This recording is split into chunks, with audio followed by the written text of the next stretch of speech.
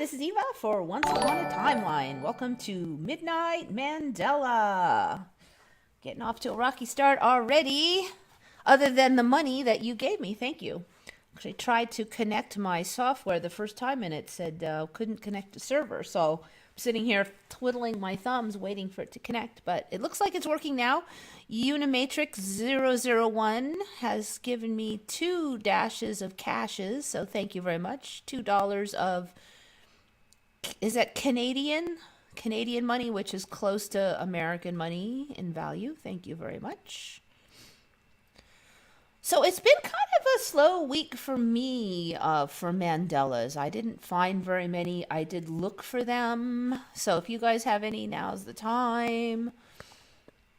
James Sleeger is in. David Kent, Austin 108, Shari D. Of course, Unimatrix, thank you. I think that's everybody. Austin 108, did I say that? Joe Bloor is in. Jeannie Farmer, Mandanimal, Angels Don't Fall, everybody's coming in now. So I guess Shari, sounds like you have a weird washing machine now that can't decide. There was some little tiny thing like that for me, but now I can't remember what it was exactly. Some little fidgety thing. I think it was some kind of noise on the computer or something that it used to make a certain noise and it made another noise. And it's like, well, is that some kind of weird update? Of course, with the washing machine, you can be pretty sure it's not. So I don't know. It just seems like they're always happening to everybody all the time. But for me, it's been a slow week. And so it's kind of interesting because does anybody hear if they got the CERN Hadron Super Collider going? Because last week they were supposed to be doing it last week. They said this week, last week. So it should, I would imagine, be up. It's been a whole 7 days, but I haven't heard boo about it. Somebody's leaving me money. Cool. $2 more. Thank you. 2 more CA dollars. I had a big one for me, but I forgot what it was. I hate to say this because it sounds so incriminating, but I really do feel like there's been so many shifts and my brain has just been put through like a salad tosser or like a washing machine. It's just like, oh, where is the reality now? Every day it's like, ching, ching, ching, ching, ching. It's like, my brain is full. I have too many realities worth of stuff in there. I have been freaking out. I went to the dentist for 2 fillings. He had only had enough time for the left side. The next day I was brushing my teeth and the right side had been fixed. Well, cool. I wish I could get all my dentistry done by magic like that. The question is, did you get charged for 2 or did you get charged for 1? Because hopefully you only got charged for 1. The thing with my washer began when CERN starting again. Yeah, I don't know. I've just had weird stuff like that for years and years now. And a bunch of them a couple weeks ago, like little clothing ones, like labels and just stupid little things like that. But this week has been quiet. So, it's not that I'm saying nothing has happened. I just haven't seen any. So, I mean, it could be that 10 things change in here, but they just weren't things that I knew well enough to notice. Hope I'm not having a nervous breakdown. You know what? We all get freaked out. So I don't know what to say, but it just like let it pass. As long as you can still function, you're doing your work and you're paying your bills, then, you just got to let it go past that because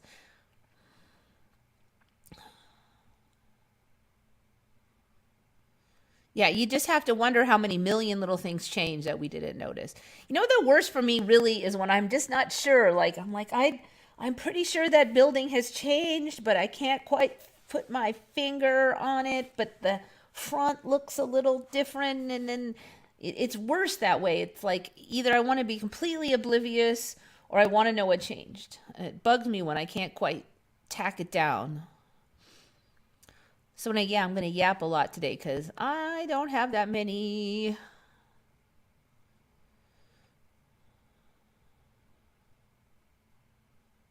My phone saves my notifications the moment I wake up and sends them all in a burst.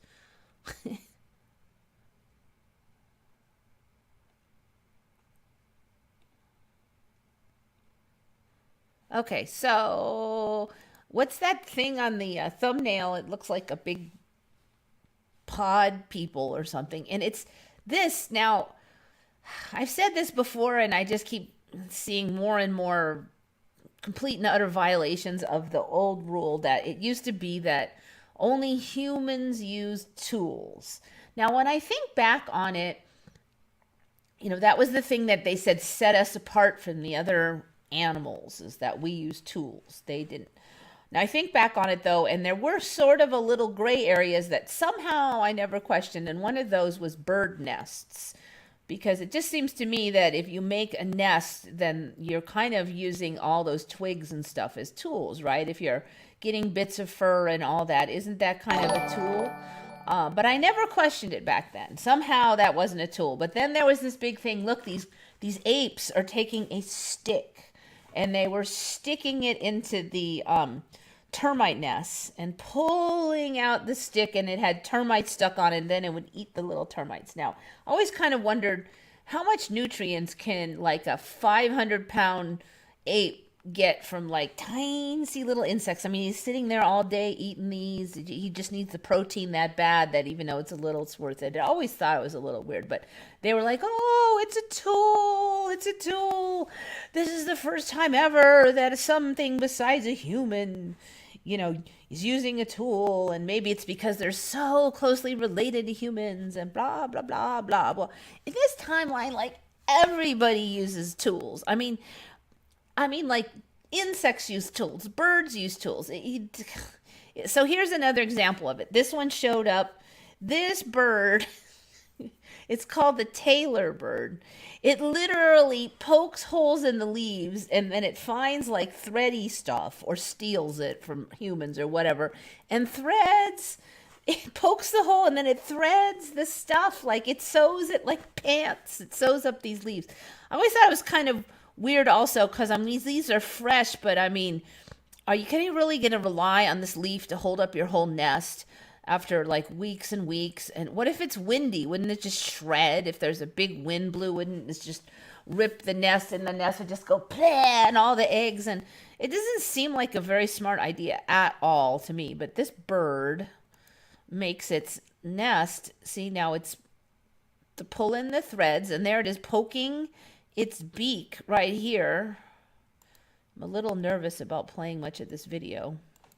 So there's its little beak.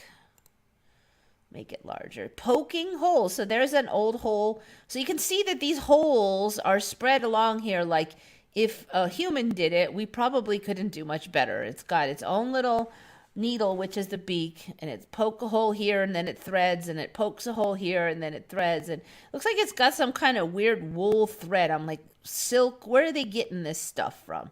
I don't even know if I was out in the jungle, if I would have that easy a time finding like threads. But apparently these birds can do it. Okay. So there he pokes again. Now he's poked through the thread, and he grabs it from this side, and he's going to yank it over there. And it's like ridiculous. So here's an existing thread that he's already threaded. Here's some done work. And this is what he's working on here. This is like crazy. So there was no birds that could like sew their own nest. Come on. I'm like, how old am I? How many decades have I lived? And there's now birds that can sew their own nest. Look like they do quite a snazzy interior portion of it too. Let's see. Well, there was a nice looking image earlier, but oh well. There's the eggs in there. It just seems kind of weird to me. I mean, like, how long does it take for these eggs to hatch, and then the birds have to grow? I mean, it's got to be weeks and weeks. This leaf, I mean, is it still attached or what? I mean, isn't it just going to shred and tear? But anyway, so there you go. Crazy tailor birds. So if you look these things up, there's a bunch of kinds of them too. So there's like one place that said 9 species. Another said there's 13 species. Another said there's a few other birds that also do the sowing, so it's not just tailor birds. Let's see, blah, blah, blah. Number of subspecies are recognized. The name Sutorius means cobbler rather than tailor. So Orthotomus sutoris is the common tailor bird, but there's a bunch of other ones, all these other ones.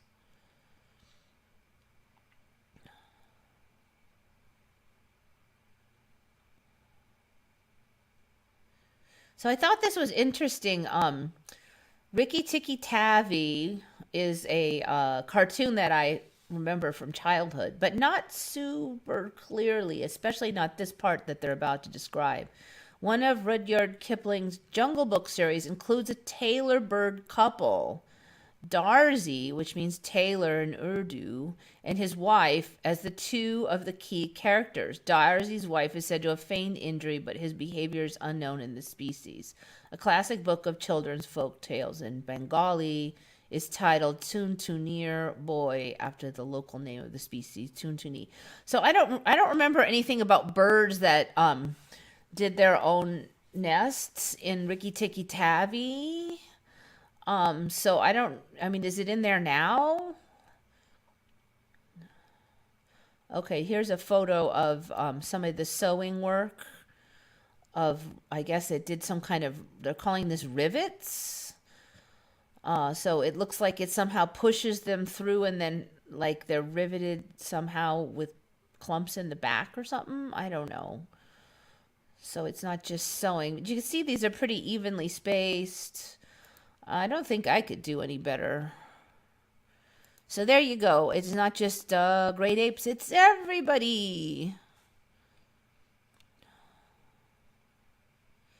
Lord Frybread's in.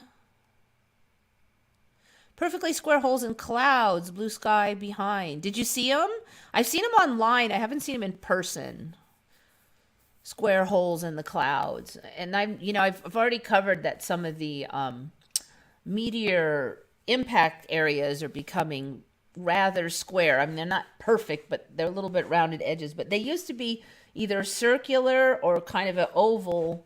If it hits sideways, then it would kind of splash out. But it was never squarish for me. But now you see quite a few of them on the moon and on some on Earth are squarish. I'm like, what's up with that? What is their logic for why a meteor impact crater would be square? Barringer meteor crater is also now squarish. And I've been to Barringer and it was not square back then. Did we shift and not know it?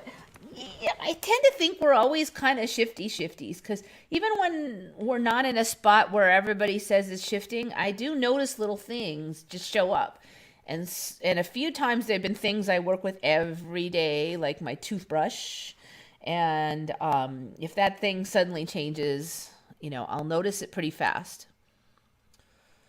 So I don't think there's like one time when they change. This was the bird in my timeline, the only one. Let's see. I'm going to have to go back to those other ones. Amazing nest built by African birds. Birds from staggering structures. Holy hand grenades. I don't remember those actually. From nests the size of walnuts to makeshift rafts. I've not heard of the makeshift rafts for birds' nests. That sounds even stupider than using a giant green leaf. Even apartment complexes. Even the one they have this one where they make nests out of spit and then they stick it on the cave walls and then people get the nests and like eat them. And that one showed up like 5 years ago and I had that one on. That was extra creepy. People eating birds' nests. Southern masked weaver. Nests and colonies. A female will line a selected nest with soft grass and feathers, and nest built in a tree, often over water, but sometimes in suburbia. The weaver also nests in reeds. Yeah, okay. So this one looks like it's just getting a bunch of stuff and stacking it. I mean, there is like the weaving, right? But there's no hole poking in this one. I don't know why, but the hole poking crossed over a line where I'm like, I know that they did not poke the holes and then go like this. I knew they laid stuff out, but it's just getting more and more complicated. Everything is getting more complicated. Doubling up as a mating platform, the jacana's nest is a fragile floating pile of vegetation. The bird makes several and chooses one for laying eggs. The nest is loosely anchored and glides precariously over water. Sometimes it sinks while the bird is incubating its eggs. Well, that just sounds stupid. I don't see the images here though. Woodpecker. Woodpecker's nest and cavities drilled in the hole. Okay. Tree cavities. Walls of mud.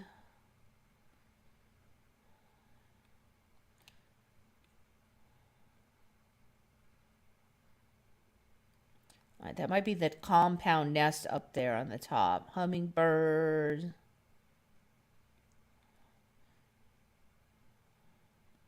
Then they have those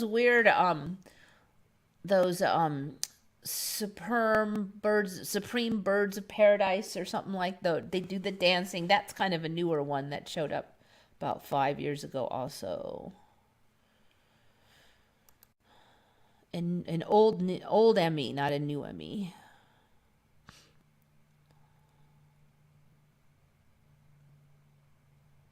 Bad ear ringing this week.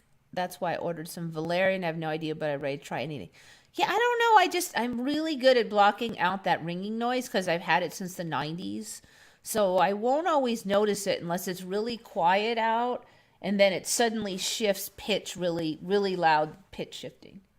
But actually, now that you mention it, it is like really loud right now. But I just so much used to like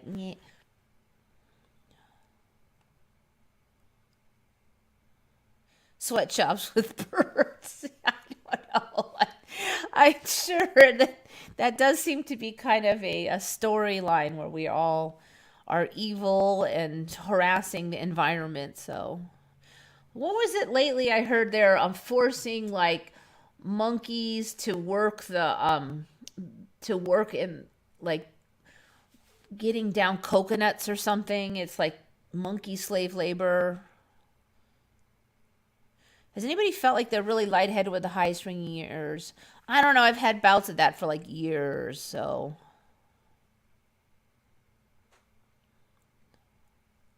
there's only one bird in Africa. Actually, all of these birds, these sowing birds, they're centered around Asian countries. So they're like China, Vietnam, and those kind of places. Celebrity death sports championships. Yeah, there seems to be a strange lot of people keeling over young lately in the sports world. Linda Lavalamp's home and sick. I hope you feel better. That sucks. Many people have colds. Yeah, I'm actually doing all right, knock on wood. It does seem weirdly like they're saying that the illness of the last 2 years has been spreading a lot lately, and it seems a little strange because April is usually when we're not having it. So is it just gotten like really communicable but not very strong? So they're saying, oh, it's up cases, but I haven't heard anything about any hospitals or anything. So it seems kind of a weird time for having a big spike. So maybe it's just everybody getting, everybody that hasn't gotten it's getting it.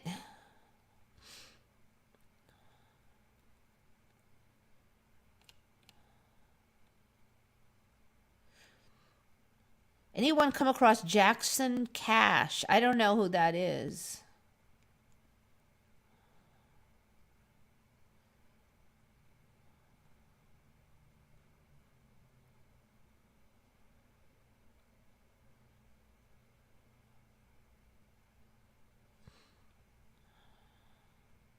We're in a blue submarine. Yeah, who knows? I don't know. I really feel like anything could be true now.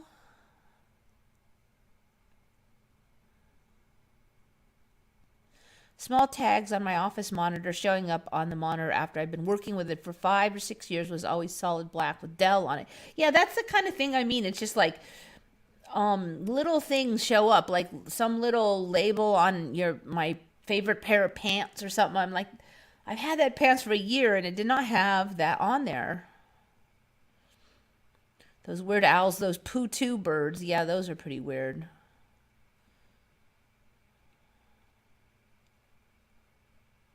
In history, animals were actually put on trial in courts. All right, let's see.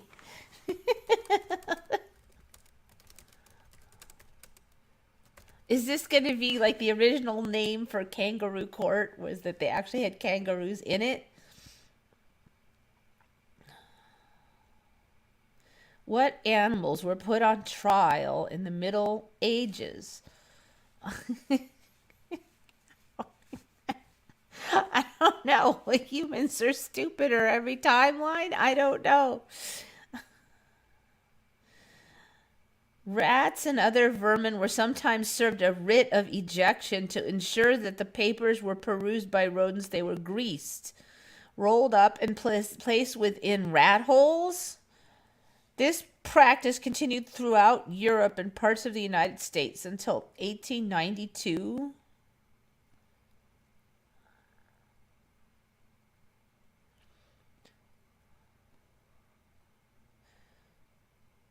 Superstition was a factor as when roosters were accused of laying eggs. In 1474, a rooster was executed for this crime? What the heck? This is just so embarrassing for humans. I don't know what to say.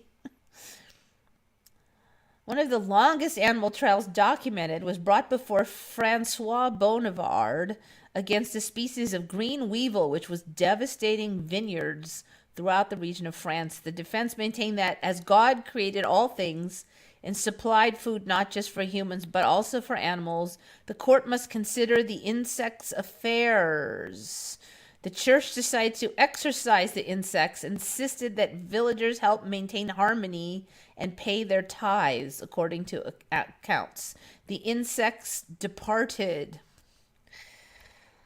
So what was this like? Is this crazy, like overboard environmentalism going backwards in time now, or what? But 30 years later, the insects return. This time the case went to trial. The plaintiff insisted that land and the lower creatures were subordinate to man, and that it was therefore permissible to order them off land set aside for his use. After a drawn-out case, a plot was picked for the weevil's use, if the advocate approved. Unfortunately, the advocate wasn't satisfied. How did it end? We don't know. The last pages of the documentation were eaten by insects? Oh my God, you can't make this stuff up. Come on. I sometimes wonder if they really do just make this stuff up. Does somebody just like invent it and write it and then it spreads? I don't know. This is just weird. Animals, that was a good link though. That's ridiculous. My whole ME began with vertigo and ringing in the ear, and then the ME hell broke out. A lot of people have gotten vertigo and ringing in the ears, in recent years. I don't remember that even being a common thing until about, like, the first person I ever heard of getting it was in the late 90s, and it seemed like it was really weird and rare. The gladiatrix, the Roman gladiators that were women. Yes, I did hear of that. I'm not sure if I had this one on or not. That's another pattern we're seeing, is that women are showing up in a lot of the sports that used to be only men. Sports and activities like being soldiers. Women fought in World War II now and flight airplanes, that kind of thing. Like they were pilots for the United States Army Air Force, the United States Air Force.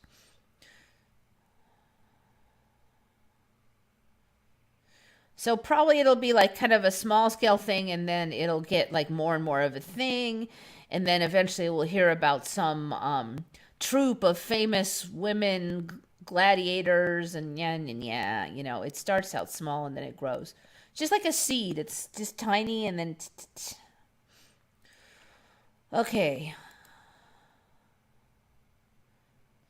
Anyone check out the iMech episode today? I haven't. Is there anything particular you want to bring up? Because I don't want to watch the whole thing on live on air, but no, I haven't seen it. I really haven't been watching other Mandela shows. I just don't have time, and I think I've kind of like for years, like especially the first year I watched every day for any new ones from any other shows, and then maybe twice a day I'd watch, and then it was like once a day, and then it was once a week, and then I just don't anymore. It's not that I'm not interested in it. I'm just, I'm not as obsessed with it as I used to be.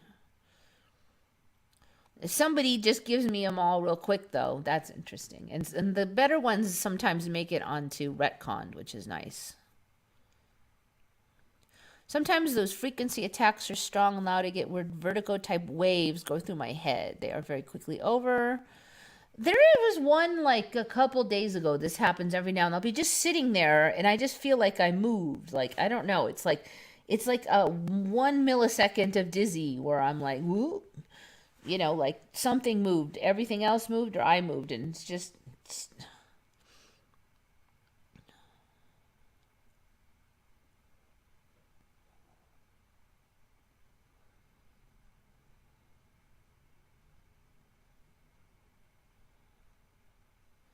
White kangaroos. Everything's got a white version now. It used to be albino, but now it's like piebald and all these other weird words.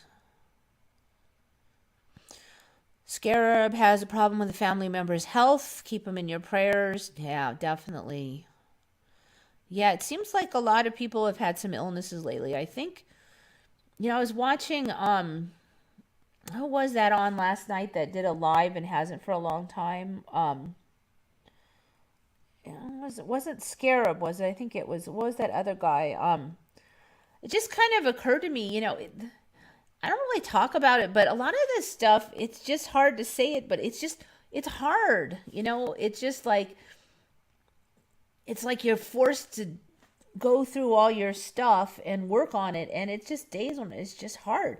It's not just the Mandela. When I first learned of the Mandela, it was spooky and it was weird, but it was kind of fun and it was kind of exciting. But then all this other stuff started happening with the pandemic and the lockdowns and the changes in the government and the censorship and everything. And it's just a lot. It is just every day so much. And it just feels like it's only part of it. It also feels like there's so much pressure in my head that I can't even describe, other things like just like forced evolution and the physical side effects. It's just hard. And only we can only really talk to each other about it. Most people, you don't want to hear it. So golden howler monkeys, white magpies, yeah, they're supposed to be black. This describes the vertigo perfectly. Is it? So for me, it's just a second though, because I kind of think of vertigo as like you can't walk and you're all nauseous and like that. And it's not like that because it's just a blip. It's not enough to cause a problem. Anyone get this inner shaking for a few seconds? That one weirds me out. Sweetheart 11. So I do have sometimes when I wake up, and I've heard other people say this too, and you're half asleep and you're in the bed, I can kind of feel like this vibration, and it's too fast for heartbeat.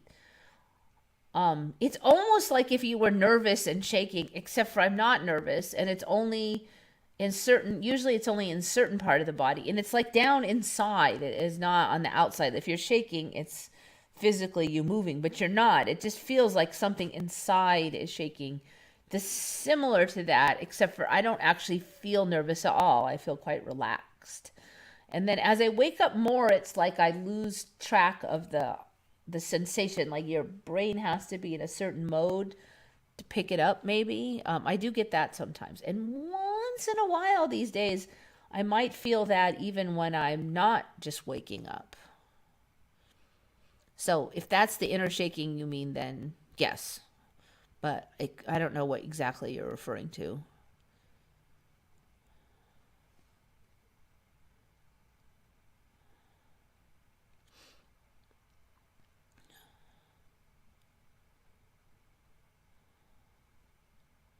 I was in my car and it parked and it felt like everything moved. I looked around. It was shaking, but there was no earthquake because we don't have that. Hmm.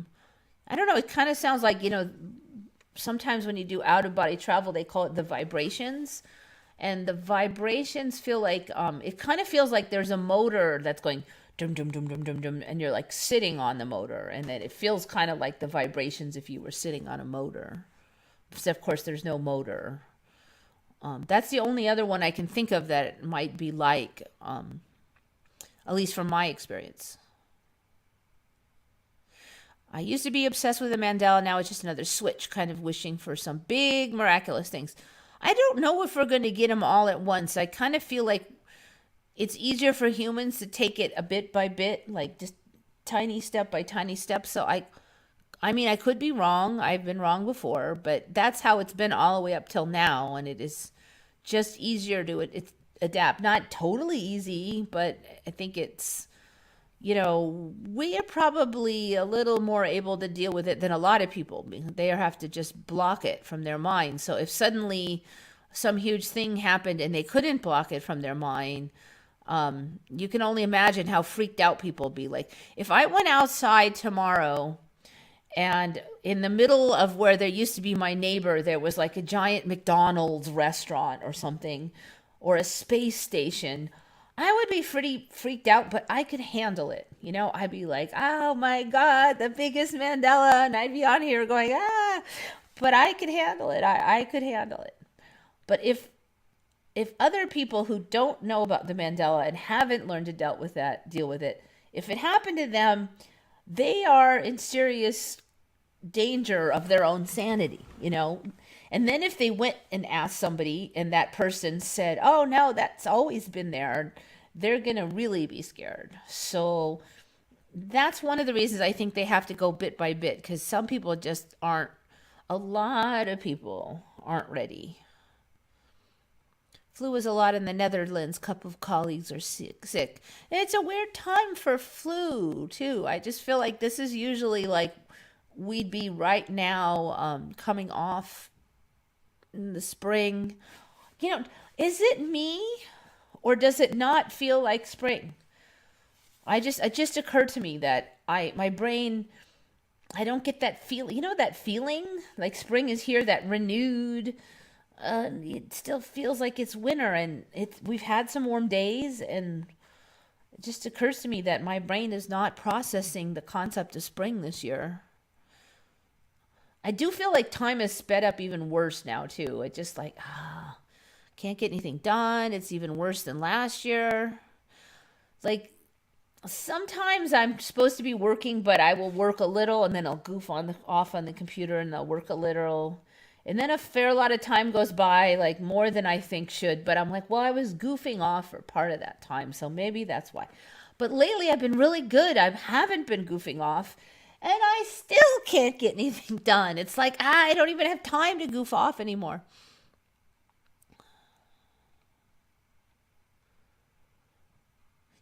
Yeah, it wasn't Brian that I was talking about. It's somebody who's been out a long time, and then he has, I guess, doesn't want to talk about the Mandela anymore and just wants to like talk about Jesus Christ, that guy. I just happened to come on and he was on live, so I watched for a little bit.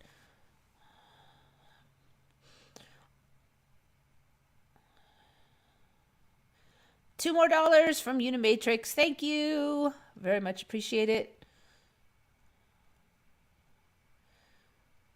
All free passes. I'm totally out of sync with the season. It doesn't feel like that time. As much as I've got more and more out of sync with the seasons, I think this is the first time we had a season, and I just can't even accept that it is spring. It just doesn't feel like spring. It feels like winter still. I don't know. It just like, I saw the sun out. I was hot. I've been opening the windows at night to cool down the house, but my brain is not accepting it. Lone Eagle, that's the one. Yeah, Lone Eagle. Yeah, it just sounds like he's been having a hard time of it. He's gone a route with it that I have not taken that route. I think he's going really, really serious. I don't know if that's necessarily the best plan. I'm not saying never be serious, but always serious might be really hard to just function like that, you know. Life Matrix has a new name for his channel. Really? I know he was going to do more on some of the other channels. Oh, same for me. It's not spring. I'm in winter mode. You know, and it's been winter for a while, so I should be ready. I just can't. I don't know. My brain does not understand that it is supposed to be spring. I've got banned from Redcon. Do you hate me? You know, it probably wasn't me. It's the other mod does most of the mods, frankly. I wish I was more helpful, but I haven't been. So he is not on the same opinion with me about the arm pokes and stuff. So if you talk about the arm pokes, go against the narrative for the arm pokes, you might get, he might ban you. I can check on it if you send me a personal message, though. But you know, he does a lot of the moderating, and technically he is in line with the requirements of Reddit. So it's hard for me to say too much, and we are not actually, you know, that is not our subject material. And a lot of subreddits have been kicked off of Reddit for talking about that. So it's probably better that we don't, because I want to preserve, I mean, I do agree to preserve retcon for just Mandela's and not for politics, and we do have a no politics rules. So sometimes you kind of have to make, you know, you can't just have all of what you want on your sub, because technically I'm higher than him and I could make him, but at the same time, I don't do that much of the work on there, and I don't want to, like, I don't know. I don't want to throw my weight around. I think it's probably not a good idea. Anything in this reality I don't believe or trust, including any religion. Yeah, that's a tricky one. So I feel like Lone Eagle has really pretty much made a very specific decision on what he thinks is true and what religions are acceptable and what aren't. And I haven't been following enough to really know all the details. I'm not sure how he knows that for sure. I don't feel like I can know anything for sure, kind of like you. Just the more you've learned, the more I don't know. So, you know, everybody's going to have to travel the path as best they can. And so I'm not going to say that I know what the best path for everybody is. I do think people go along a path and they learn certain lessons, and then I found that sometimes they'll come, you know, will come and start to get closer to opinions like years later. Quantum of Conscience is definitely one of those where he used to be really divergent for me in a lot of opinions. And it's been interesting to see him curve around closer and closer to what I've thought for a while now. I mean, I don't know if he'll get all the way there. We'd still have some fundamental differences, but still, it's been very interesting. Lone Eagle is going through the same thing for years, and he's doing the same thing over and over again. Well, you know, he's got... I will never say too much about somebody doing that, because I know that I have been caught in loops for chunks of my life, like pretty long chunks of my life, where I made the mistake over and over and over. And looking back, it's like, facepalm. It's like, you know, you hit a wall and you just can't figure out how to get past that. And you just keep trying things. And you finally, like, the one clue that you need finally sinks in, and you finally take a little step to the side and you figure it out. So that's probably what he's doing. He just needs to figure out one little thing that he's not quite figured out yet to get to the next step. So one thing I do notice about him is he tends to have like a long list of assumptions. You know, this is how it is.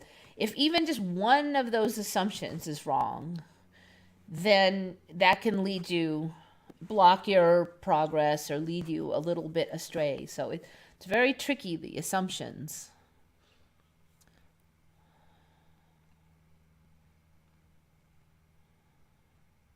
I used to watch Life Matrix when he did the Hotel California. Can't find his channel. Let me see.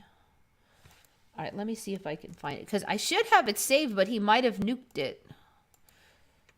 So he was gonna do more on that other channel, where you could either do free or paying. Now I believe that on YouTube you can do free or paying, but he wanted to have more, freedom to talk. I don't blame him.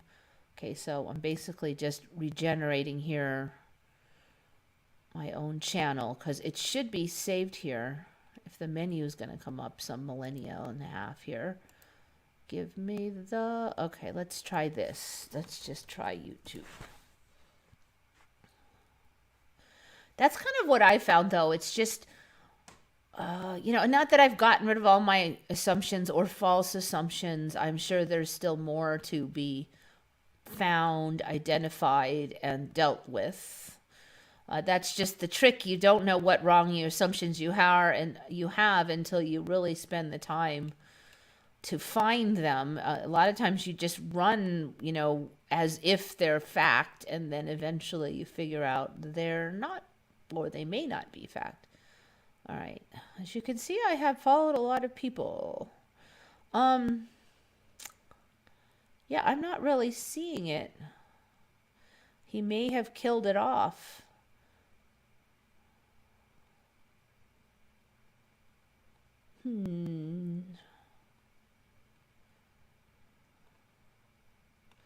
So I don't watch these people very often. As you can see, there's a lot, but every now and then.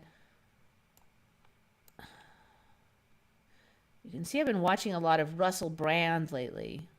I think he just makes me feel sane. It's like I don't often learn a ton from him, because he usually just has the same info I have, but it's just nice to hear somebody say something that's probably going to be really similar to my opinion, but like nicer. Like he's a little bit nicer person, and he reminds me to be a nicer person. That's why I like Russell Brand. I mean, at least in his videos. And he's a lot nicer person, I think, now than he used to be. So,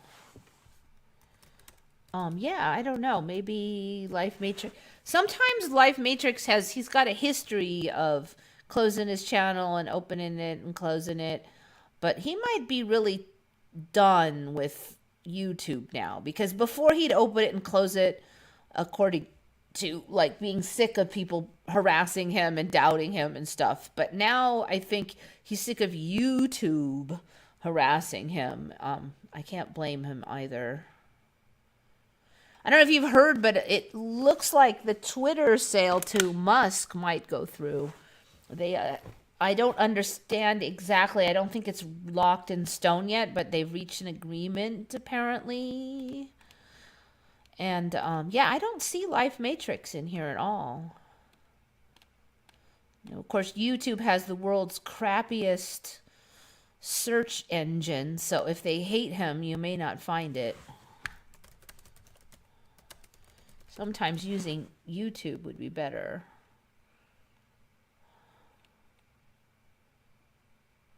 Life at Matrix. Okay, this might be him. Let's see. Life Experience. Okay, is that his new channel? Mandela Monday. Okay, so maybe he just changed it to Life Experience. It says I'm subscribed, so that must be him. Okay. Huh, that's interesting that he changed the name. I actually liked Life Matrix a lot, that name. Life Experience videos. Only one video on there. Huh.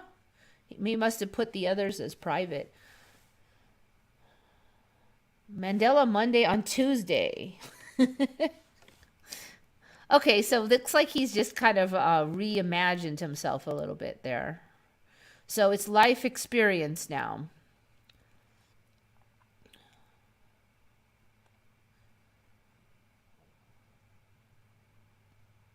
Lone Eagle's gone through his people's faith, New Age, crystals, meditation, and now Christianity. I kind of see the problem. I don't really know the answer, but you've got stuff you got to fix. So how do you do that? I mean, like I know I have urges that aren't always pure, like greed and selfishness and those things. And I think I've made some progress, but I definitely see that there's a lot more space for better progress there. So, but you have these urges, have these desires, these wants. How do you like not want what you want, but want better things? How do you move over to that? And that's been a question that I've been working on for some time. Some of it has just been for my own health to be, healthier, but some of it also is just to be a better person, like less obnoxious. And how do you stop being who you are and then be somebody else? I haven't found the magic answer, but it does seem like somehow I'm shifting over. I'm not even exactly sure. Maybe the desire to do it has a slow effect on you. On the flip side, me hating myself doesn't seem to work. Like, I did that when I talk about doing the same thing that over and over a million times and it not working, that was one of the things. Like millions of times telling myself I suck did not make me suck less. It just made me suck and be depressed. So bashing myself didn't work. Being honest with myself does work, but I've only been able to do that when I bashed on myself less and pulled back from that whole bashing. Because if you judge yourself so harshly, even with what you can see, it becomes really harder to even admit additional flaws. If you're already so harsh on yourself for this pile of flaws, then there's another pile you're not admitting.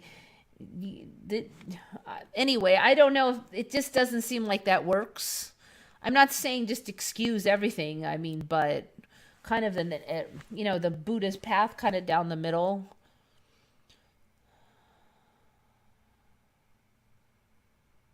I remembered in the dream another dream I had a few days earlier, and I included him in the dream. We're all looping. I experience the same thing, but it gets more sophisticated with time. It does seem like reality is getting really complicated. Dark Wolf's Den shows in. It's no surprise to me that I'm my own worst enemy. Yeah, I have a version of that one, and I'm not sure if I actually came up with it or I just heard it somewhere, but it's basically that your strength is also your weakness. Like, I'm really independent and stubborn minded. Sometimes that's great, but other times it's not, and I'm still doing it. So, that's kind of my thing.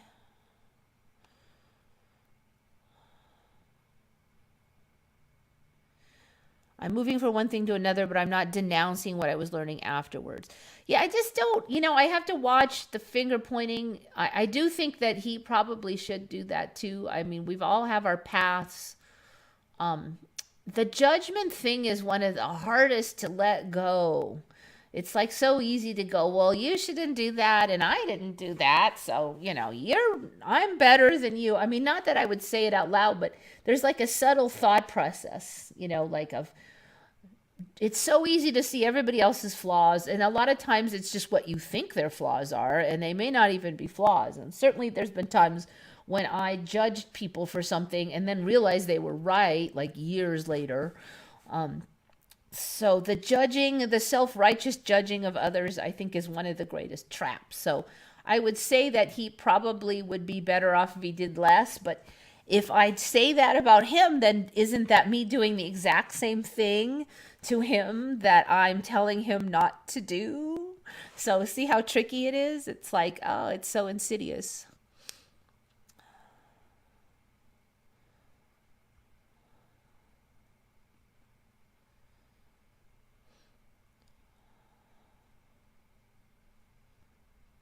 You have to have a compassion for yourself and acceptance. Yes, that's very good advice. Acceptance doesn't mean exactly that I say I can just do whatever I want, but um, and people always say that. Well, if you accept it, then you're just going to go ahead and be bad. I don't know if that's what I people mean by acceptance, but in the end, it may be that you will do what you want to do. And if you're evil, then you will be evil because you like it and that's what you want. I've come to suspect that. But if you're a good person deep inside, then there's a good chance that that's the direction you'll move. Even if there's a lot of imperfections in that now, is that what you want? So like when I see inside myself and I see that I did things that are not what I consider really good things, okay? Or that there's flaws in them, like judging or whatever, looking for people to pass judgment on, because and then subtly making myself feel better because of that, or being insecure about stuff. I see myself doing that. I'm like, okay, I did those. That doesn't mean I'm saying it's fine to do those and I'm going to just keep doing it. That's not what I'm saying. But then again, the motivation might just be that deep down inside, if you are a good person, once you realize you're doing it, you at least don't want to do it anymore. Now, maybe it'll be a while before you figure out, move over and become less insecure and, those things. It might be not in the next 5 minutes, but if the overall pressure is in that direction more than the other, I do think you'll move that way. I ran into Life Matrix last night. His new channel is Love is All That Matters. Oh, that's a good name. Is he still doing Mandelas, or is he just going to do like whatever? We can accept everything doesn't mean we agree with it. Yeah, it's just a tricky thing. So like in Buddhism, they'll just say like observe your thoughts. They don't even say like and how to fix them or make them better. They just say observe them. So I don't know if it's true with everybody else, but when I observe them, it's pretty hard not to pass a certain judgment on them. Like I'll observe that. I'm like, man, that is incredibly petty. And a lot of thoughts really are when you get down to it. So when you see that your thoughts are petty, don't you kind of want to like have less of those kind of thoughts in the future? I don't know if there's, I don't know if anybody else can just look at them without going, man, that's just kind of infantile in it. But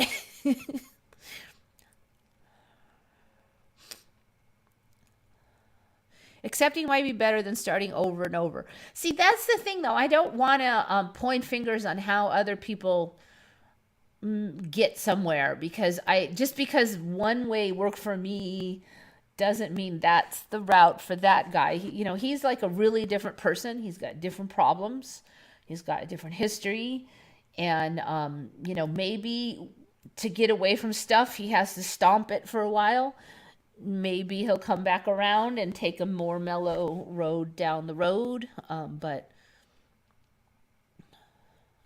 So like accepting might be better than starting over and over for me, but that might not be the best road for that guy. I just, I don't know. I really don't.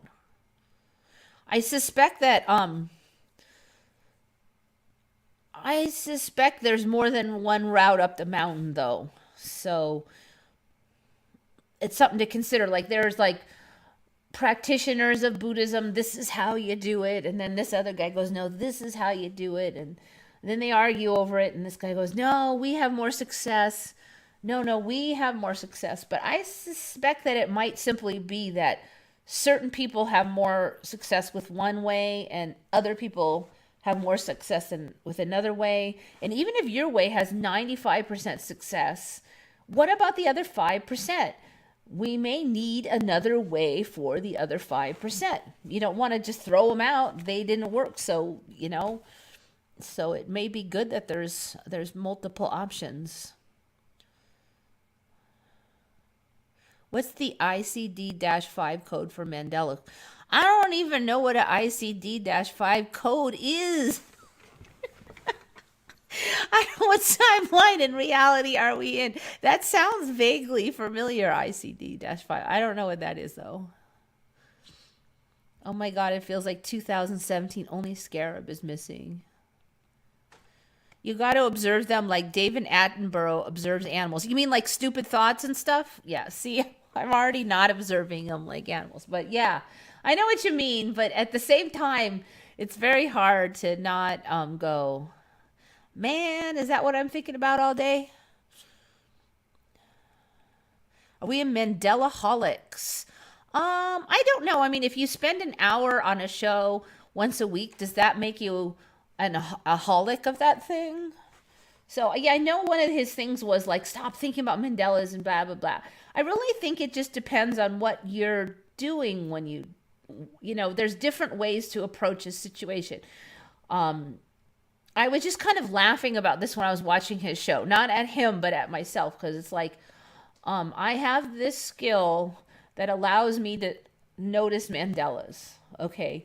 But in the overall scheme of things, it's a pretty nichey little, not very useful skill. And it was kind of making me laugh because it's just like, and who the hell cares? Well, the only thing I could say is it's entertaining to a lot of people. And the other thing that I think Mandelas are good for, 'cause there are times when I don't want to see any Mandelas. I'm tired of thinking about it and the reality, and I just want to pretend like it was the old days. And but you still can't, because the song comes on and the song has a lyric change and the drum sounds a little weird, and then somebody starts talking about Fruit Loops, and then you drive by the Coca-Cola sign, and then you notice that the street has a different curve. You can't get away. So maybe that's the point, though. You are forced to think about it and what it all means, and that reality is not what you thought, and you just can't go back. And maybe that is part of the point of the Mandelas, is constantly smacking you until you sort it out. So there may, I don't know if that's the case. Certainly I don't think it probably doesn't really matter if the squiggle on the Coca-Cola is changed much. Probably not. Being the first one to notice the Coca-Cola squiggled a little differently probably means like nothing whatsoever. But on the other hand, the idea that it's happening and the constant reminding that it's happening, and then the knowledge that it can happen and what that means for reality may be really important. And the other thing I would just say is having somebody to talk about all this with. It's not about the squiggle on the Coca-Cola, and it's not about the name of the rock band. It's so deeply philosophically important about the nature of reality, and having the ability to talk with people about that.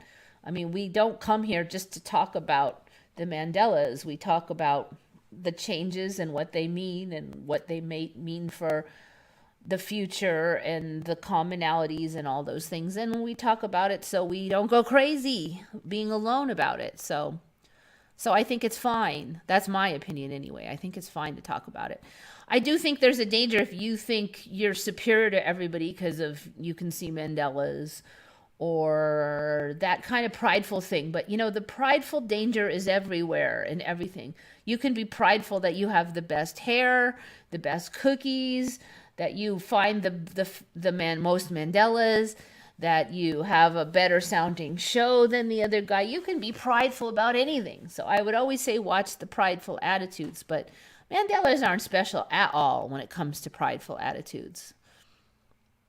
In fact, it's probably harder to be prideful about Mandelas because it's such a niche group. You're not going to get mass hordes of fans. Oh my God, Eva is the best Mandela person. Oh, can I have your autograph? Yeah, no danger of that.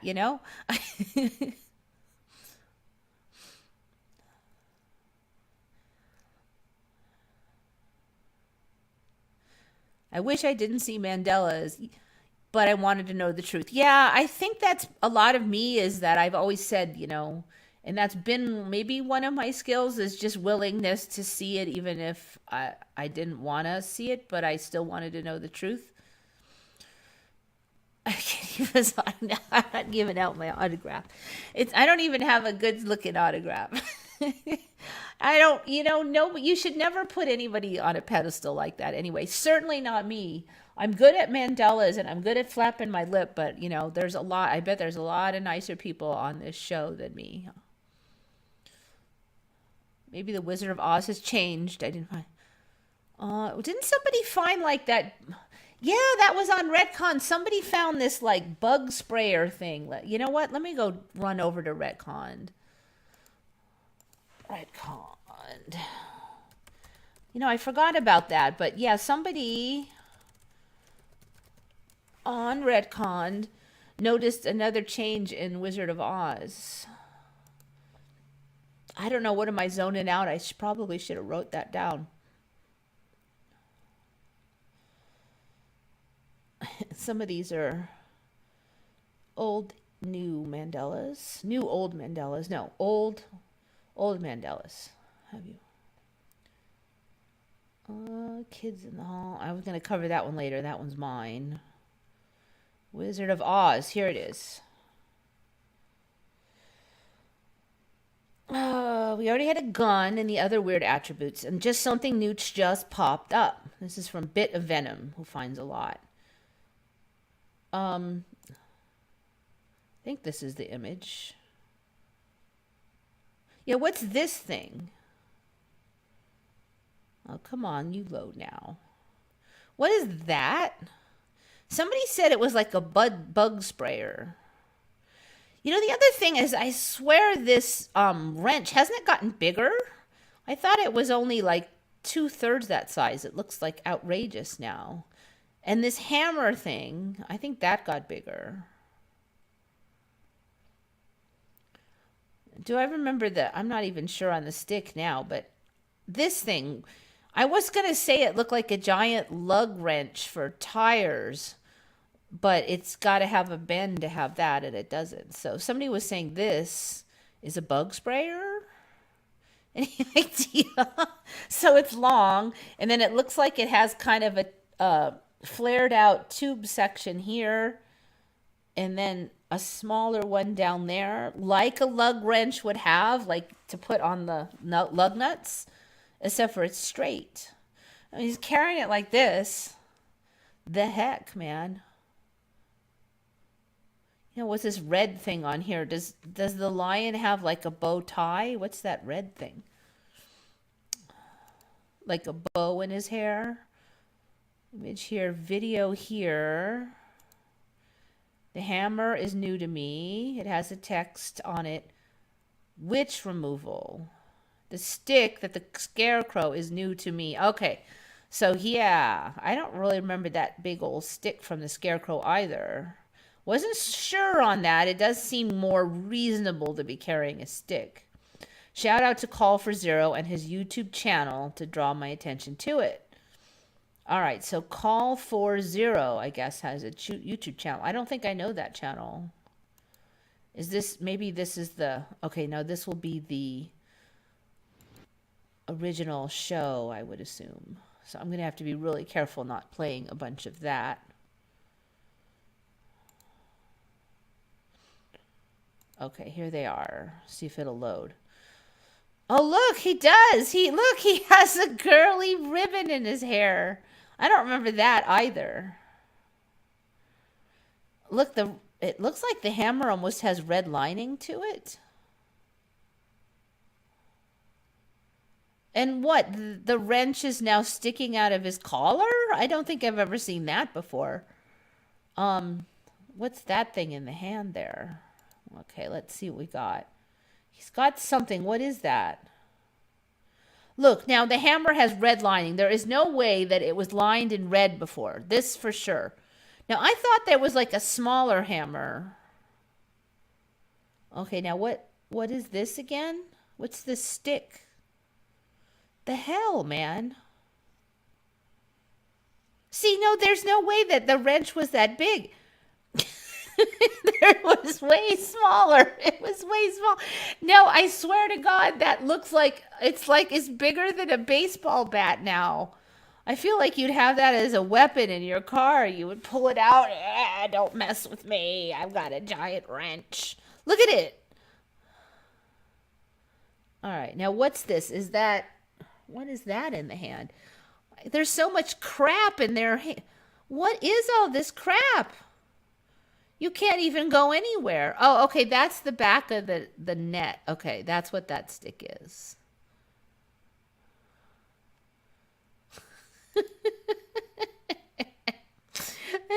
craziness. Pretty soon they're going to have piles of crap, like 2 or 3 per hand.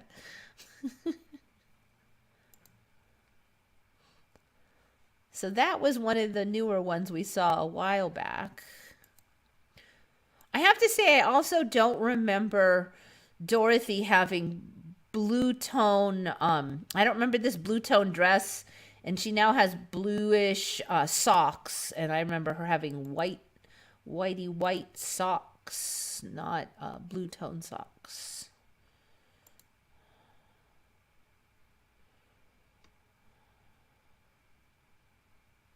All right.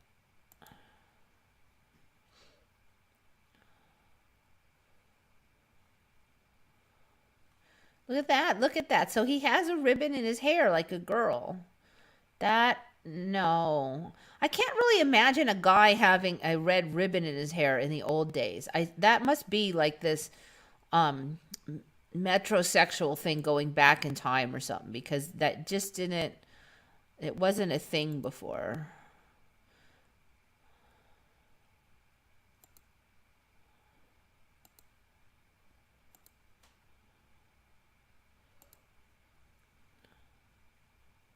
Okay, well, I don't know, guys. Okay, so I don't. Do you remember that giant hammer? I kind of think I remember a hammer, but it was smaller and not with red lining in it. And I don't think I remember it going like 20 years ago, but I do remember it around for a few years. Dorothy has buttons on dress too. That's new. Okay, let's go back. Now I do believe somebody covered that her dress was a different color and stuff. And I don't remember that blue dress originally.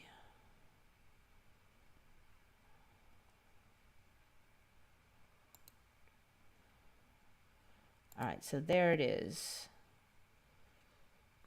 Oh, yeah, I see what you mean, those 2 buttons. I wouldn't swear on that one, but I think the whole dress is different, so.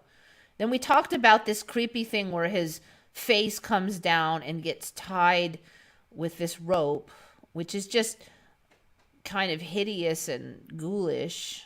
I do not remember there be red lining on this at all, though. That's craziness.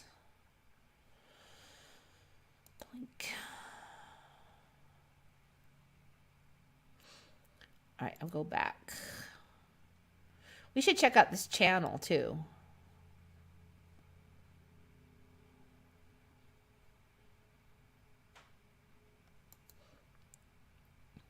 Call for 0. The best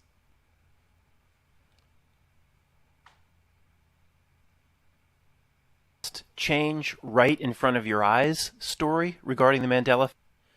Like,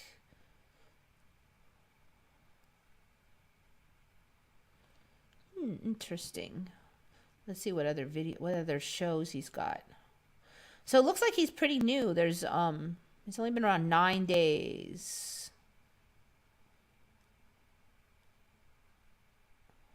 And I'm not sure. Is it a Mandela show? About. Huh. Okay. I don't know. So yeah, I don't even know if that's a Mandela show or not. The best change right in front of your eyes. Okay, let's go back. I think that pretty much covers that one, though. So good find, bit for Venom.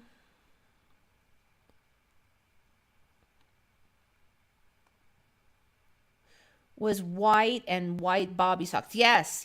I don't know if that's called bobby socks, but it's like she had white socks that went just on the ankle and then were just folded a little bit. Like, girlish, cute. And they were short socks. So I think that's bobby socks, right? Something like that.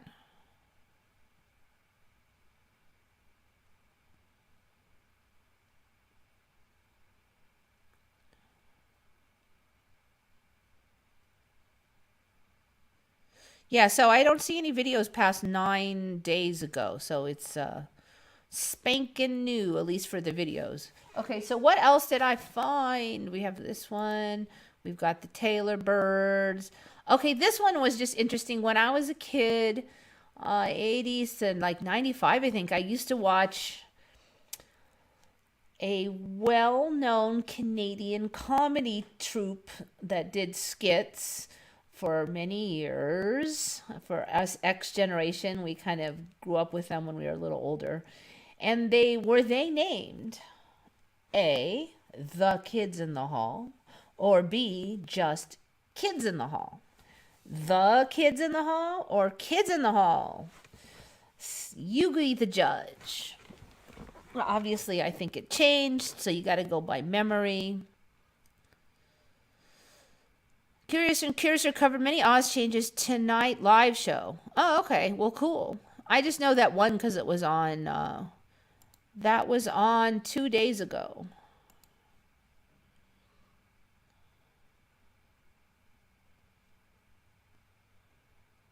Something really weird is going on as far as people ignoring me because I will just be saying like normal everyday stuff to somebody and they're literally act like I'm not there.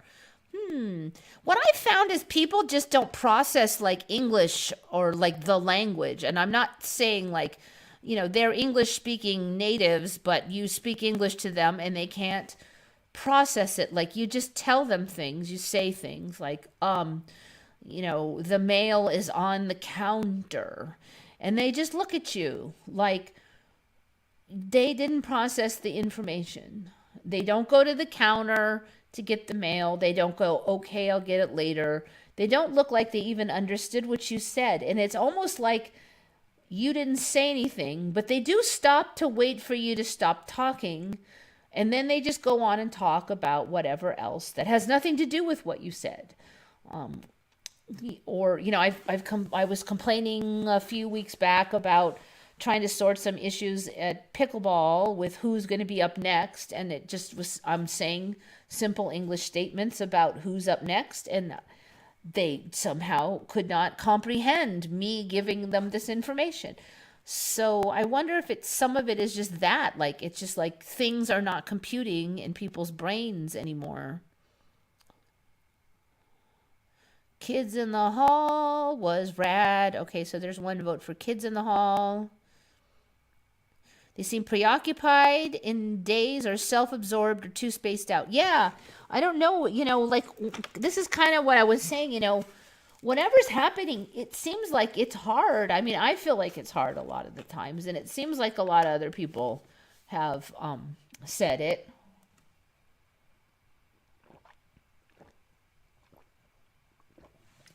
I mean, if you think about this as some kind of forced evolution that we weren't able to do on our own, so maybe it's not surprising that it's hard.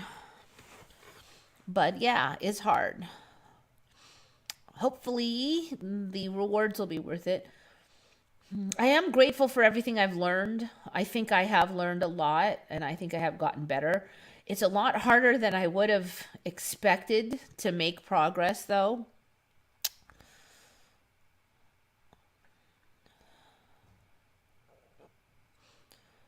All right, somebody remembers a blue ribbon. I don't remember one on the lion.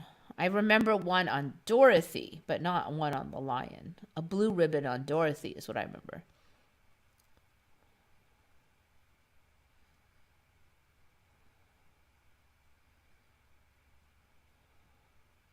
When you vibrate in a higher frequency, you are invisible to the ones who are not in the same frequency.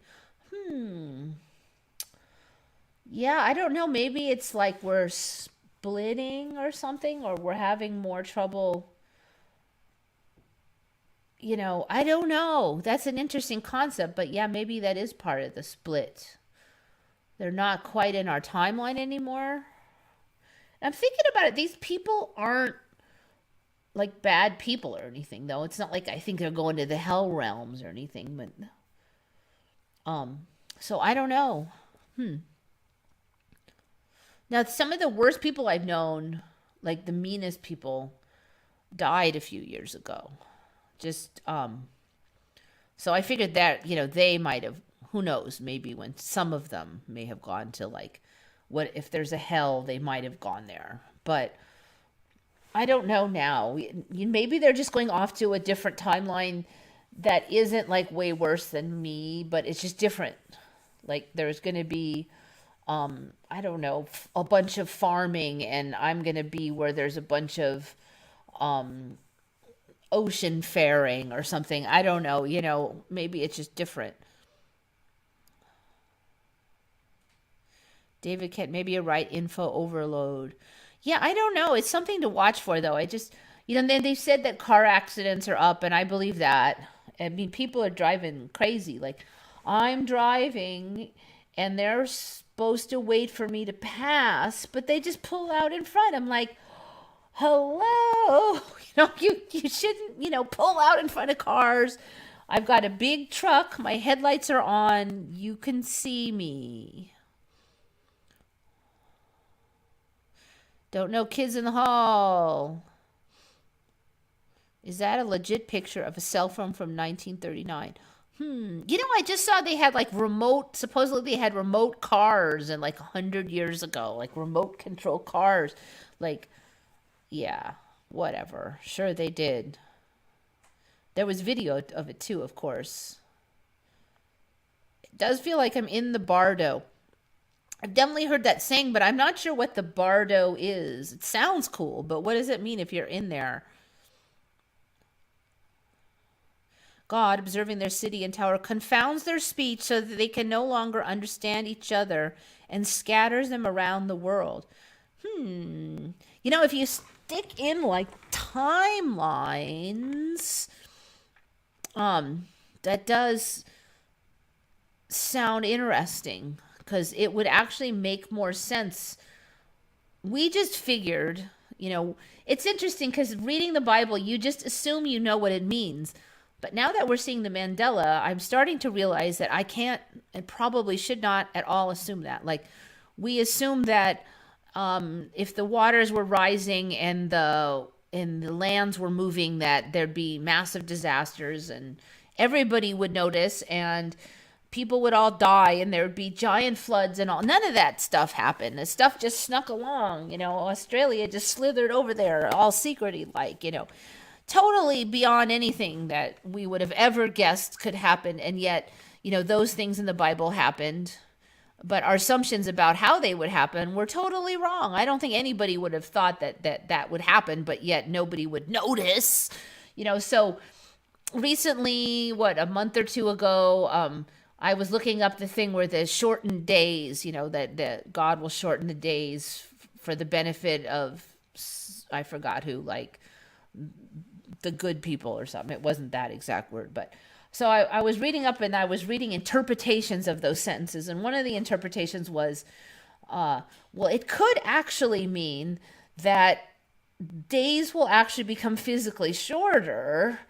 But of course that hasn't happened yet. That's what they're saying, but of course it hasn't. So I'm just like, face palm. It's happened. But I guess everybody assumes that if that stuff in the Bible happens, everybody will notice and talk about it. And that's not happening. The days got shorter, just like in the Bible. And a whole bunch of people swear it in. No, it's just your imagination that the days got shorter. They're not actually shorter. I'm like, yeah, but what about the one Mississippi too? No, you just.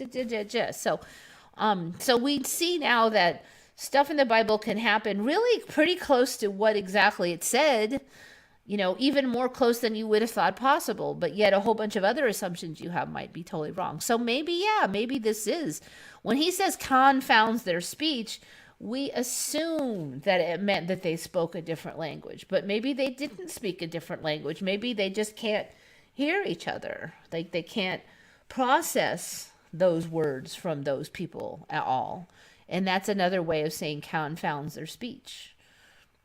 They can no longer understand each other.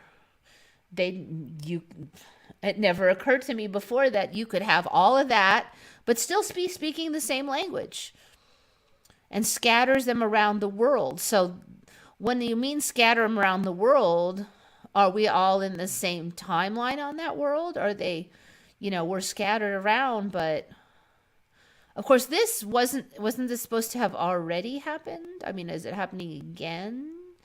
But yeah, interesting concept there. Very interesting. So, a lot of this stuff, you read it in the Bible and you're like, well, it's a little bit weird sounding. And so you assume that it's just archaic language and it's weird sounding. But now that stuff's happening and you're reading the sentence and going, no, maybe that sentence is said like that on purpose because it is the best way they could describe it. And that's why they didn't just say everybody's speaking a different language. They said it confounds their speech. Of course, I don't know what the original translations were and stuff, but it's interesting that way if you think about that. Unless these days were short, no flesh would be saved for the elect's sake. For the elect's sake, those days will be shortened. So yeah, that's the sentence. Yeah, so there's a bunch of people all like, what does it mean the days will be shortened? Some people are like, it'll just seem like they're shorter because so much will happen. And I'm like, well, that doesn't make sense because how is that really going to save anybody? But then again, how is it going to save us anyway? No flesh will be saved. Unless those days were shortened, no flesh would be saved. I wonder how does the shortened day save our butts? It's actually an interesting question. I guess that's remains to be seen. Once they do talk to you, it is like they have to process what you're saying and like they're waiting for information to receive in their brains. Yeah, I don't know how to describe it. It's like I said it as plainly as I could in 3 or 4 different ways, but it was like, they're all smoking something, but they're not those types. And all 15 of them from, that don't hardly know each other can't all be doing it.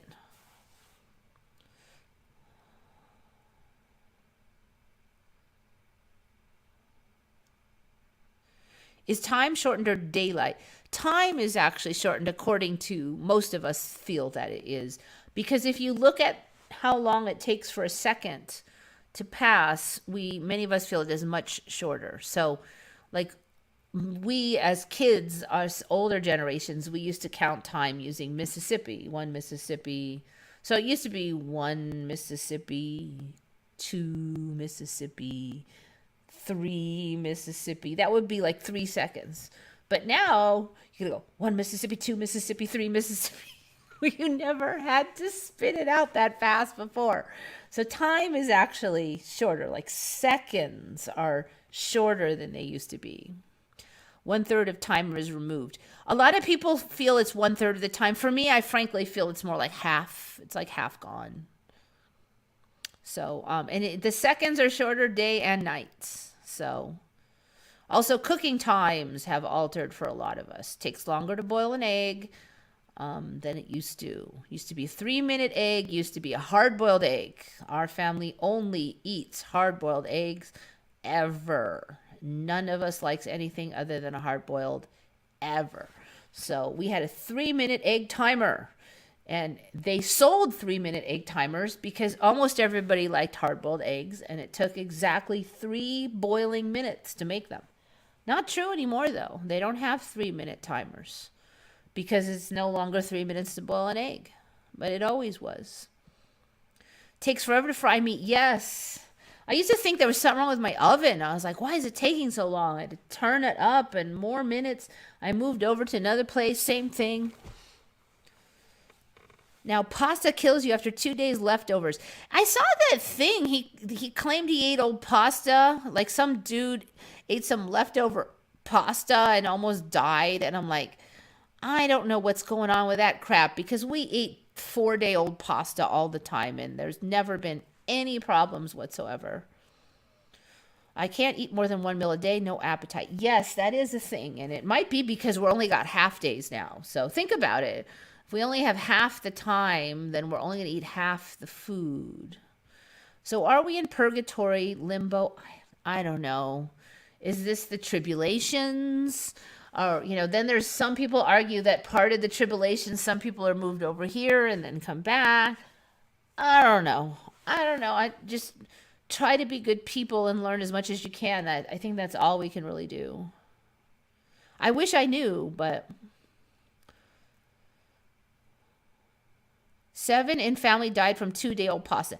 Now, see, I think that's a bunch of horse hockey. There's something going on there with that story. You don't just cook ordinary pasta, have it there in the fridge for 2 days, and then eat it and everybody die. There's something going on that doesn't make any sense. If you could die from eating 2-day-old pasta with any regularity, there would be so many dead people. And I've done it all my life. And green potatoes, I eat those too, and there's no problem. Everybody would be dead. Everybody. And I've put aluminum foil on stuff. Still doesn't kill you. Looks gross. Wouldn't recommend it. Probably bad for you, but you don't die from it. I have tested it for you. Be serious. I don't know. Okay, be serious on pasta. Be serious? Are they trolling us? It's called Be Serious.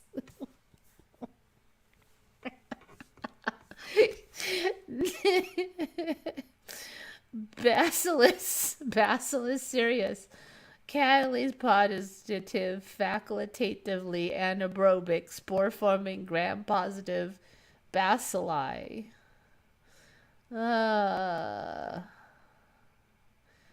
All right, let me just write pasta in there. Come on, reality, be serious. This is ridiculous. In relation to rice. Oh, rice. I always eat old rice. Come on, it's good for at least a couple days. I feel like there's a lot of things. It's like hantavirus. Somebody sweeps out their garage and dies of hantavirus. I'm like, I know a million people who've swept their garage full of rat turds and they were all fine. So it's just not worth worrying about. Yeah, think of how many people in like Asia eat old rice. I mean, they'd all be dead now.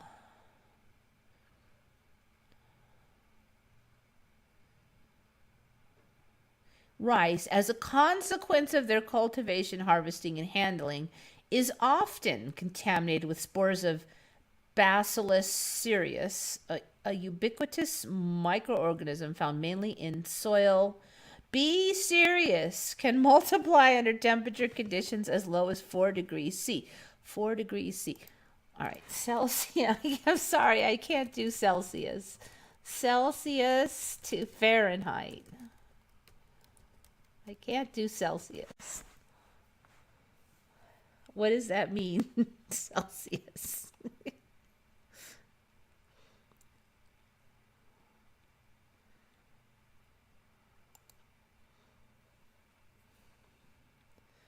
All right, 4 degrees Celsius is 39 degrees Fahrenheit. So I think that means like in the refrigerator, if I remember correctly. They're basically saying it can happen in the refrigerator. As low as in the refrigerator. Foods that contain rice and have been cooked or subjected to treatments that do not produce commercial sterility. So if you cook pasta for 10 minutes, that might not count as commercial sterility. I think you have to boil for like a half hour. And you don't usually boil pasta that long. Be serious produces diarrheal or emetic foodborne toxin when the consumer eats food in which a sufficient number of cells have grown. These circumstances mean that every year many outbreaks of intoxication. So what, you're drunk on your rice? Or intestinal problems related to this microorganism are reported. This is baloney. Okay, so now they're saying it happens a lot. Many outbreaks of be serious. Rice poisoning.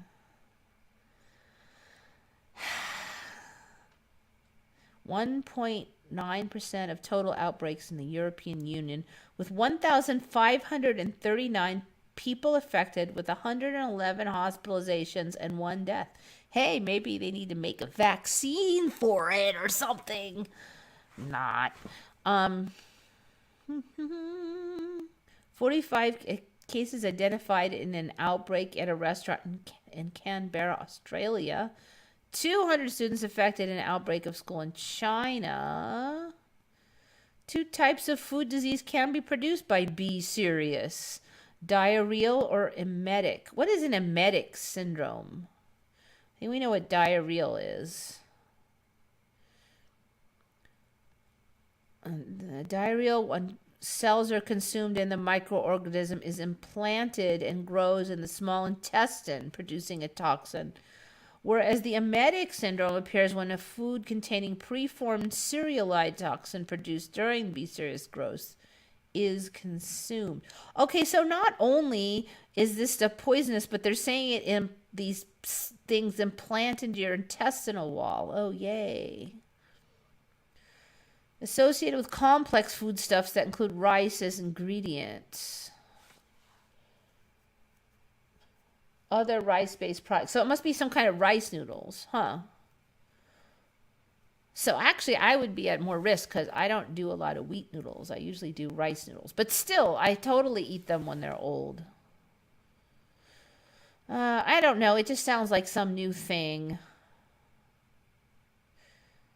Heat resistant. So the story is these things are heat resistant. We're just going to have to give up food at this rate, obviously. Maybe we're moving in the third dimension through the fourth and the fifth. Yeah, I don't know. You know, just because one person calls it the fourth dimension and another person says it's purgatory doesn't mean it's not the same thing. So I don't even know how to, it's just labels, you know, but what do they mean? What do they mean? I don't know. I have no feeling for Fahrenheit. You know, it's just where you grow up with. I have a good feeling for millimeters now because I have to use them all the time at work. And so now I'm comfortable with millimeters and centimeters.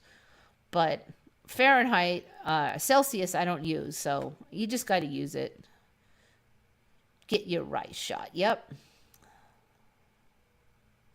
You can see if rice is still good to eat. It looks watery. Yeah, if it looks gross, don't eat it. If it looks and smells fine, I eat it. That's my general rule, at least for rice. But yeah, stuff's happening. I don't know.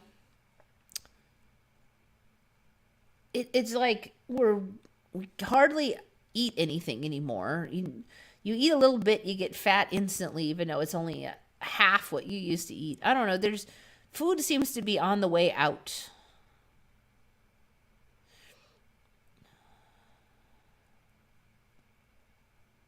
How can you have a handle and 5 axis CNC lathe in a 3D world? Okay, you kind of lost me on the. You kind of lost me on there.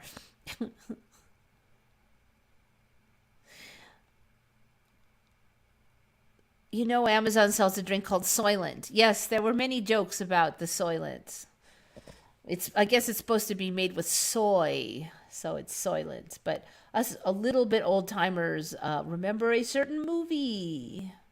I still feel like that's another case of reality mocking us, though. Somewhere some kid was sitting there going, what should we call it? Let's call it Soylent. And it pops in their mind. And far away, the timeline's like, ah. Can I wrap my mind around the fact that this reality is 100% real and 100% fake at the same time? Yeah, I know.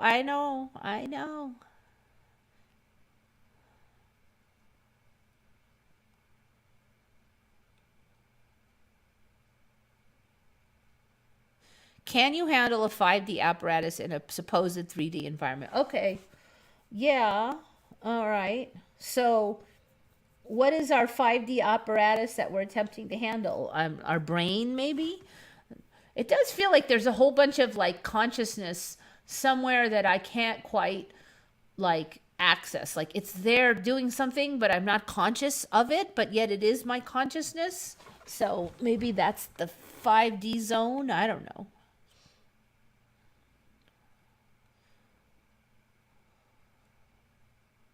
Okay, so what do we got? Oh, look at that. I've managed to talk forever. Okay, so for me, it was Kids in the Hall, and now it has always been The Kids in the Hall. And why I'm checking on this is because they're back. Kids in the Hall are going to Amazon on May 13th. And they had a cute little skit thingy of their resurrection. So jokes about Amazon and the devil and stuff like that. Anyway, I hope it's good. They're just like really quirky humor, but pretty good. And you'll know some of these people, like Dave Foley and stuff, if you watch other comedy, because they went on to do lots of other comedy.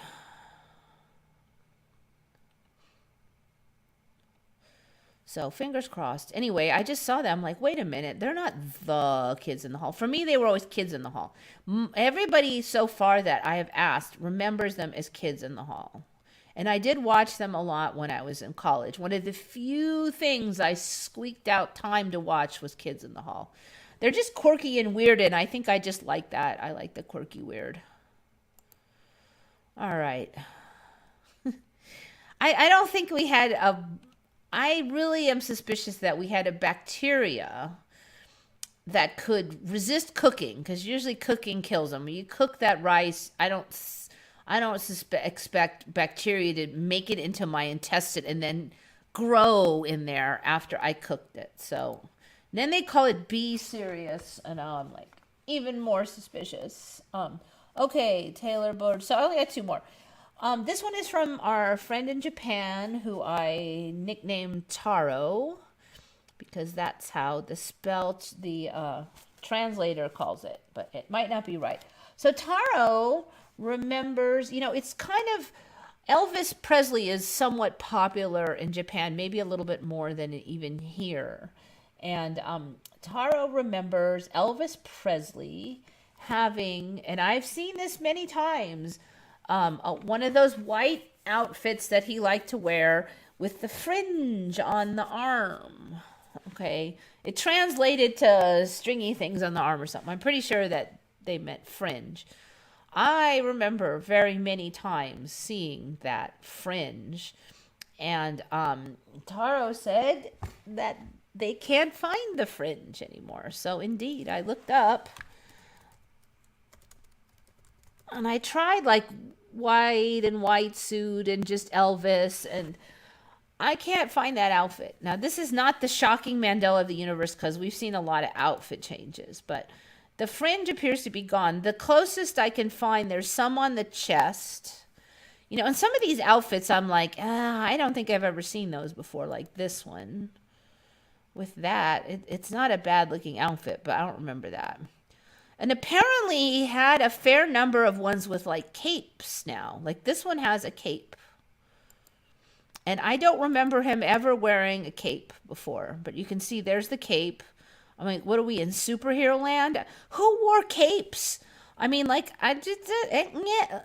okay. So that's not the only cape we're going to see. I don't remember ever seeing Elvis with a freaking cape. All right. So that's cape number one. Here, is this the same one? It might be. He's got a cape on there. I'm like, no. He has a lot more of this 60s flower child look lately. Like flower this and that. I remember him being more like country western style, really. But he was like a flower child more now. That one's... I never saw that outfit before. I know that might be actually like a toy, but I still don't. I'm assuming that they made that after a real outfit, and I've never seen this outfit before, ever. And this has got kind of a Spanish look. I just remember it being more country western, frankly. I just don't remember. I've never seen this outfit before, ever. I don't remember any of these outfits, frankly. It's way more Spanish, and I don't know. I don't remember that one. This might be the closest one to like how I kind of remember them, but no, of course not. I don't remember this one with his eagle on it. I don't remember that one. I certainly don't remember this. Now he's starting to look like Mr. T. All right. No. But there's one thing missing. There's no fringes. There's no fringes. Don't remember that one. There's some I have a vague memory of, and I can't find them at all. They're gone. And one is that fringes. All right, so Elvis Presley. So I'm just going to write fringe in here and see how close. Now, if I find what I find before, yes, this is the only one I could find with fringe, and it's on a cape. No, I remember. I actually think these looks are a little bit less bad. The old looks were worse, but I remember it looked like it was leather, okay? And it had these leather fringe, and they were bulky, the fringes. So I think they were kind of tacky. Oh my God, the ringing is so loud right now. It's killing me, actually. It's really loud. So yeah, he had fringes, and they were kind of like bulky, and it looked, I don't know, a little like crude maybe. I didn't really like it, okay? This is just bizarre. I have never seen him wear a cape, and now this is the second one with all these fringe.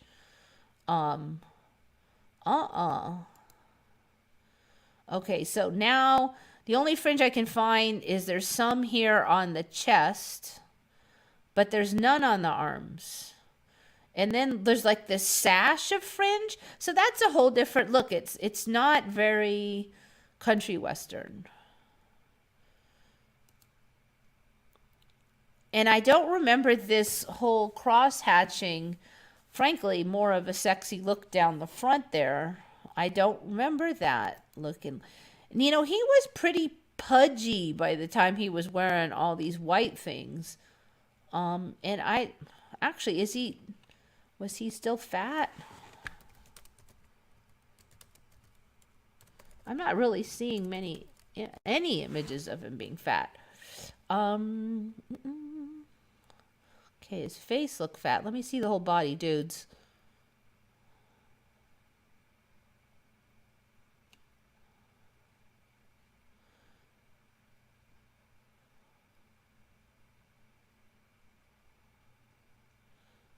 I'm pretty sure that's somebody else. See, his face looked fat, but his body doesn't look that fat. I wonder if it's getting shifty because I can't hardly find any pictures of his body. He's a little pudgy there, but I just remember him being more pudgy. Is that even him? What did Elvis eat? So that's not him. That's just like comedian or something. The heck, is this him? This is fat Elvis. He never wore something like this. Come on, people. There's no way. There's no way he wore something like that. This is so wrong. So I don't know. I call Uncle on this, Mandela. I mean, my mom loved Elvis. I saw many images, and there is no way. There's no way. This is wrong. I quit. Anyway, his outfits have changed.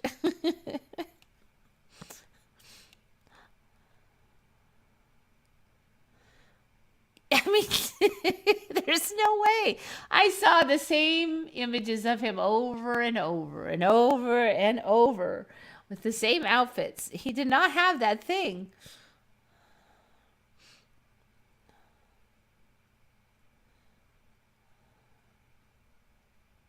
And no more fringe on the arms. The arm fringe is gone, so good find, Taro. Yeah, to his sleeves. It wasn't on a cape. I literally cannot find any sleeve fringes now. And there was a lot of images like that before. It kind of looks like he's not as fat or something. I don't know. Or he had a less period of time when he was fat. Because there's not that many images showing his body all fat. There used to be a lot of them. And he used to wear the white outfits a lot during the fat phase. That was when he was wearing all those white outfits. This thing, I don't know what happened here. That is the weirdest thing I've ever seen. I can't keep looking at it. I only remember one famous outfit he had in his last show. The one he had as in Vegas. Was it the white one? I bet you it was.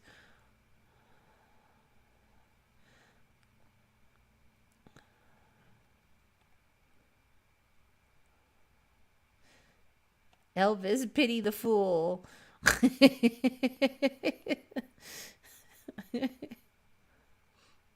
Elvis was part Cherokee. His nose got bigger.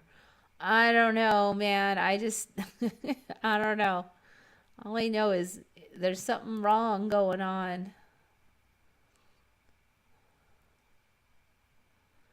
He kind of looks like he's from Holland here.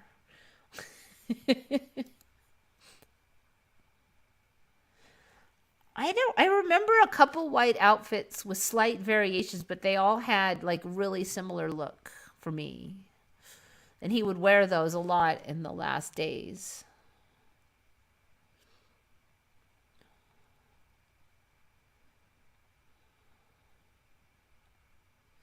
Oh, maybe Evil Knievel has the fringes now. I know I didn't confuse it with Evil though, because I just was not into the Evil Knievel look.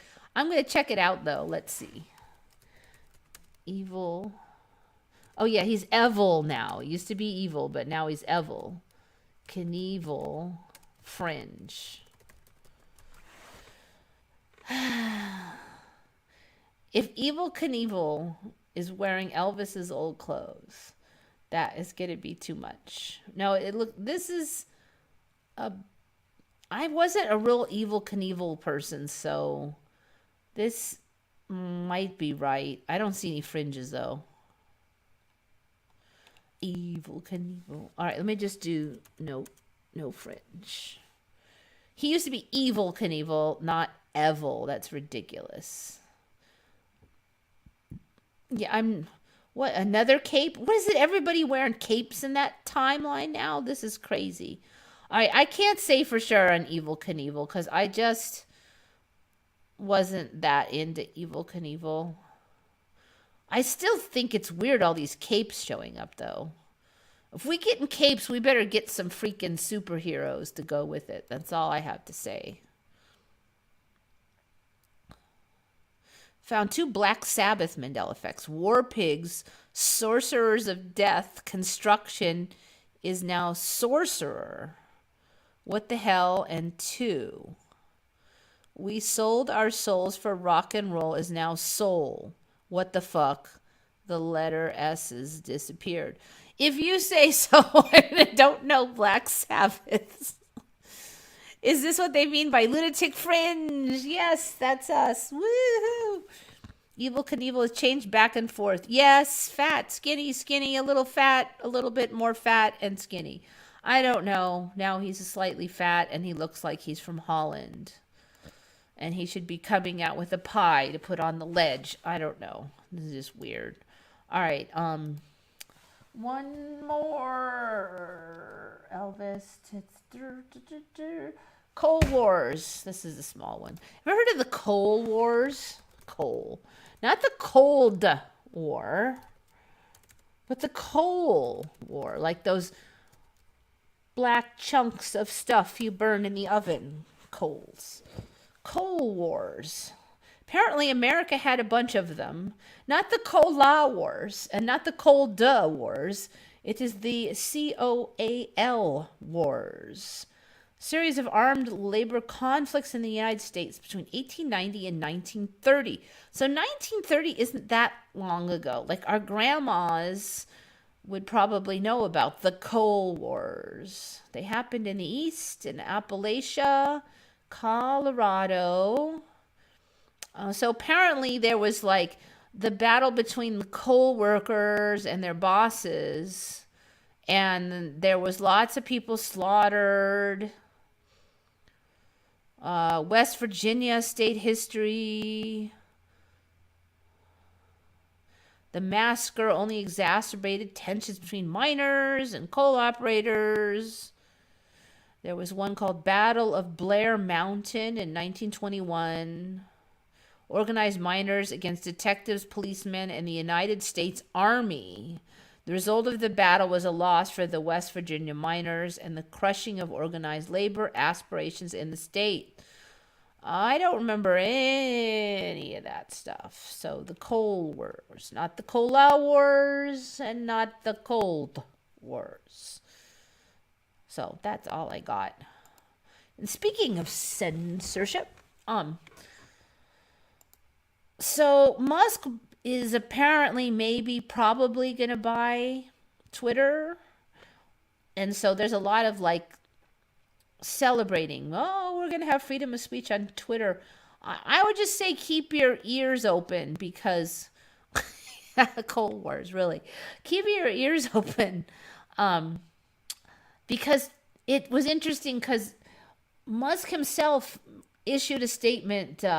If you want censorship, then you should bring it to the legislature. He actually pretty much came out and like said it like just recently. So I have a feeling that they're going to possibly use Twitter as an excuse, like, oh, Musk and his freedom of speech, we've got to have crackdown on that. And the thing is, Musk has said it outright, well, if people want more censorship, they should make a law. He's the one who's saying to do it. So he's pushing people in that direction. If they make laws, censorship laws at the federal level, then that'll include Gab and all the other free speech options. I don't know how they're going to enforce it on places like TikTok, though, because is TikTok going to play ball with that? I don't know. But actually, me and somebody were thinking of doing some TikTok shows, more for financial reasons. There's a little looser on what you can say on TikTok, just because TikTok doesn't care about America's problems.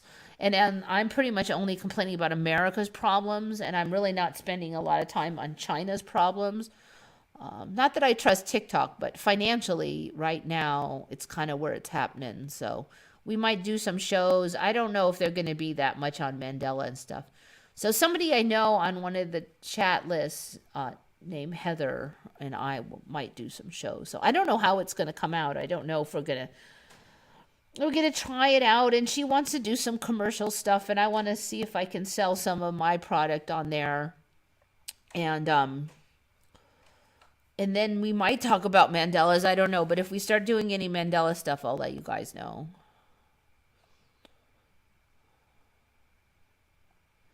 It's fun to be on Twitter. Yeah, I don't really trust Elon that much either. Has anyone noticed that Revelations is Revelation again? So for me, Dirk, it was always Revelations, and now it's Revelation. So it's just one change. So if there's no S now, then it's been that way for many years. So it's not a flip-flop for me. But timelines do vary, so it might be for you. Maybe Ukraine will take over Russia. I don't know. It's hard to say. I don't think so. If I don't think Ukraine has it in them. They just have a slap-happy, slap-together militia army.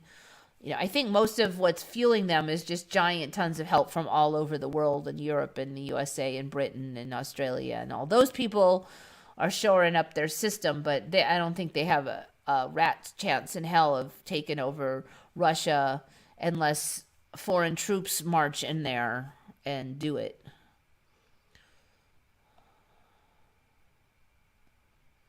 Anyway, we're almost done.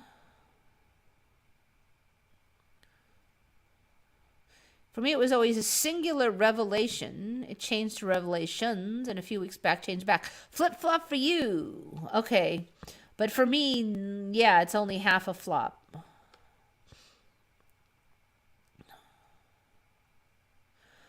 Capalicious comes from your timeline. General Sorrow from mine with the S.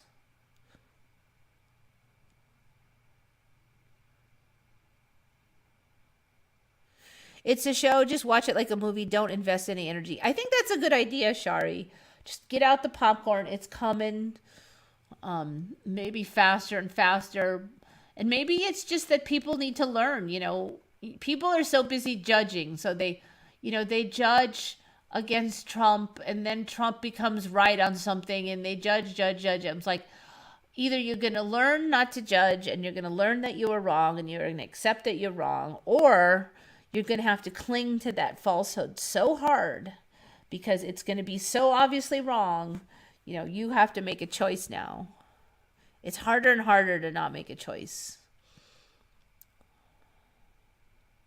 Never start a ground war in Asia. Yeah, I don't know, and it's so weird because Ukraine, a lot of us don't even remember it being half the size it is now. So a lot of the areas that is being invaded, we don't even remember that, existing hardly, So, I mean, I don't remember Crimea in that shape it is. Like, it's so peninsula-like. I don't remember it being so peninsula-like back when they first got it. So it's like, wait, that wasn't there before, but now it's going to cause World War III.